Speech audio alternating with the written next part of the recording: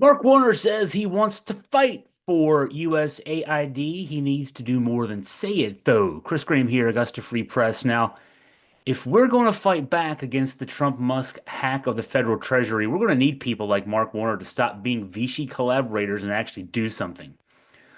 Warner took a baby step in that direction on Monday with a pithy social media response to the catastrophe at the United States Agency for International Development, the aforementioned USAID.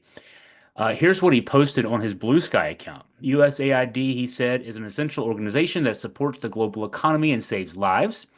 All true. If Trump or his unelected co-president succeed in shuttering it, it will deeply weaken America's position in the world and a free giveaway to China.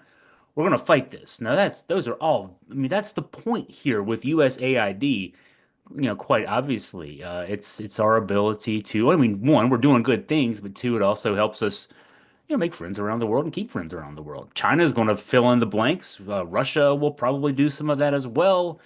It's just part of smart foreign policy strategy. Now that Blue Sky was posted at 3:22 p.m. on Monday, literally 2 hours after I'd called Warner out for his silence on the USAID issue, which has seen Elon Musk and his personal army of extra-legal pseudo-bureaucrats seize control of the independent agency, which Musk says he intends to, quote, shut down, despite having no authority to do so.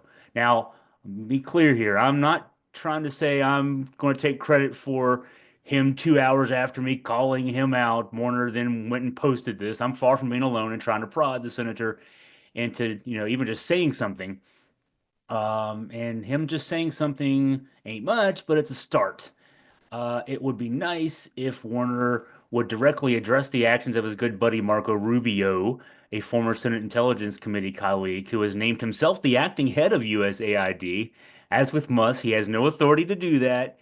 And Rubio is also saying he intends to submerge USAID within the State Department that he heads up. And again, Rubio has no authority to do that. It probably goes without saying that Warner voted to confirm his good buddy Rubio to that Senate Secretary of State post, just as he voted to confirm Scott Bessent to become Secretary of the Treasury ahead of Bessent giving Elon Musk and his pseudo-bureaucrat army access to the Department of Treasury's payment system, which has allowed Musk to shut down payments to federal contractors.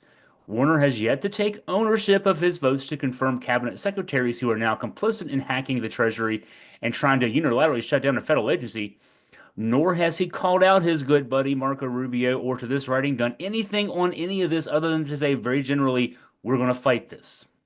Okay, that's a step, but if you look at the thread on his Blue Sky post, you'll see that there are lots of friendly and some not so friendly and lots of not so friendly suggestions on how Warner can actually lead the fight. There are basic things. He could hold up confirmation votes, much as former Senate Majority Leader Mitch McConnell did in 2016 with the Merrick Garland Supreme Court appointment, which gave Trump the extra pick when he won the election the next year. Uh, McConnell held up that vote for almost a year to steal that seat for Trump. Now, Warner's not the leader of the Senate Democrats, but he can certainly do what he needs to do to make sure that Chuck Schumer does that.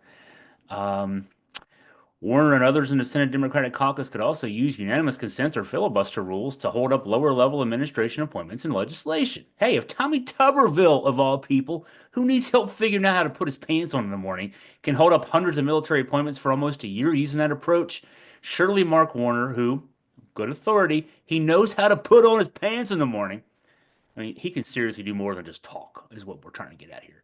Keep up the pressure is my request of you for, thanks for watching this video to get this far. I know from an email back and forth with a Warner staffer this morning that they are feeling the heat. That Blue Sky thread that I mentioned, 129 comments, I didn't see a single positive one saying, good job, Mark, for saying something. Um, all we're asking for Mark Warner to do here is be part of the solution, not asking him to lead a coup, just trying to get him to lead the fight to stop the one that is already well underway.